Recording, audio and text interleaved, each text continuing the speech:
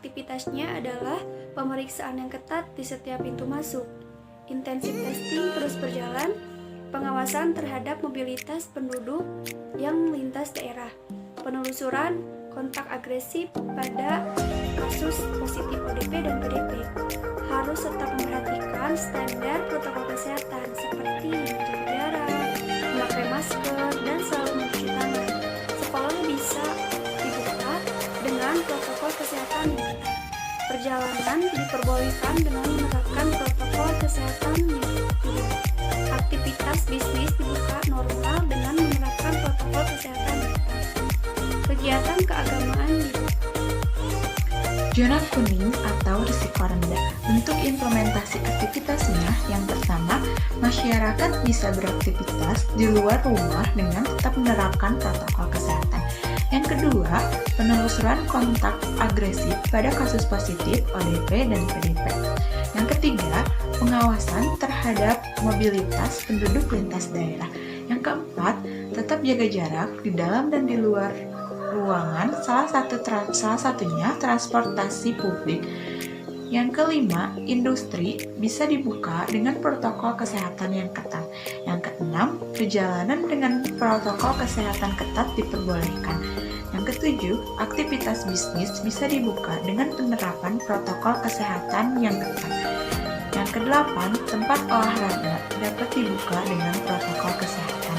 Yang kesembilan, fasilitas layanan kesehatan dibuka secara normal. Yang kesepuluh, kelompok rentan tetap disarankan di rumah saja.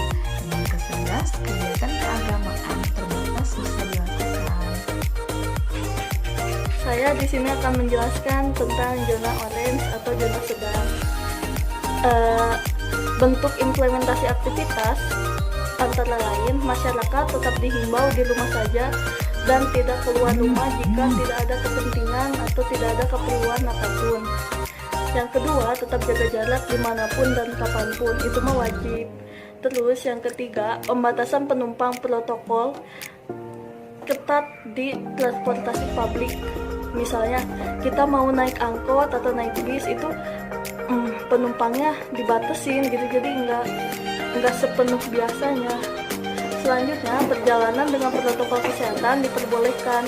Maksudnya diperbolehkan asalkan kita bisa mengikuti himbauan pemerintah dan tetap ikuti protokol kesehatan yang baik dan benar. Selanjutnya, aktivitas bisnis dibuka terbatas selain keperluan esensial seperti farmasi atau apotek, klinik, supermarket untuk membeli bahan pokok, stasiun bahan bakar, misalnya pom bensin, dengan tetap memberlakukan physical distancing. Selanjutnya, fasilitas pendidikan ditutup sementara untuk kepentingan bersama dan supaya tidak menyebarluaskan COVID-19 ini. Selanjutnya, kelompok rentan tetap tinggal di rumah. Kelompok rentan itu siapa saja sih? Misalnya orang tua yang lanjut usia itu disarankan di rumah saja karena bisa jadi rentan untuk penularan COVID-19-nya tersebar secara cepat. Ataupun anak-anak balita disarankan di rumah saja jika tidak ada kepentingan apapun. Zona merah atau zona yang memiliki resiko tinggi. Pada zona ini, ia memiliki bentuk implementasi aktivitas sebagai berikut. Yang pertama, intensif testing dijalankan. Yang kedua, penelusuran kontak agresif pada kasus positif ODP dan PDP. Yang ketiga, masyarakat harus selalu berada di dalam rumah. Yang keempat, perjalanan tidak diperbolehkan apalagi sampai keluar kota. Yang kelima, pertemuan publik tidak diperbolehkan dan tempat-tempat umum yang memiliki keramaian harus ditutup.